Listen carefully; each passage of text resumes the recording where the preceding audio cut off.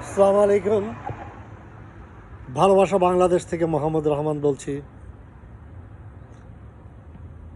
অমিত শাহ ও নরেন্দ্র মোদীর একটা ভিডিও দেখলাম।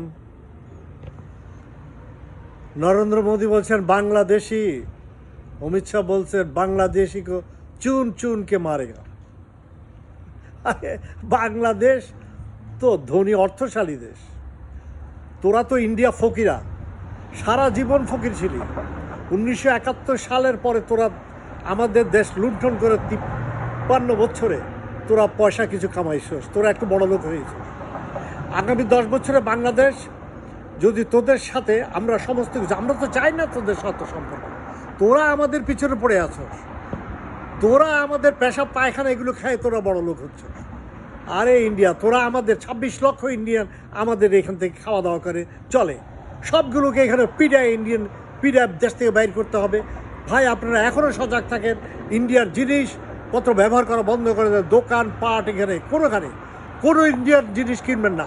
মনে রাখবেন একটা কথা, ইন্ডিয়া আপনার আজীবন শত্রু।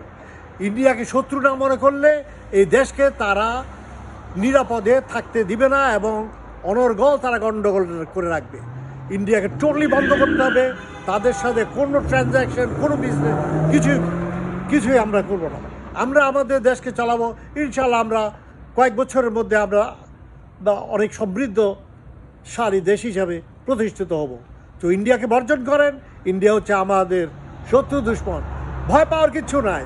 আমাদের 18 কোটি আমরা মানুষ।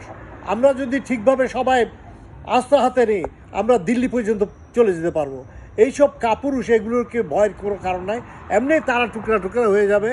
আপনি শুধু অরেনা চল না, আরও তাদের তামিল বিভিন্ন কানে। তো তারা আমাদেরকে ভয় কিসে দেখায়? তো তোরা নিজেরাই ভয় থাক। আল্লাহ হাফেজ। বাংলাদেশ জিন্দাবাদ।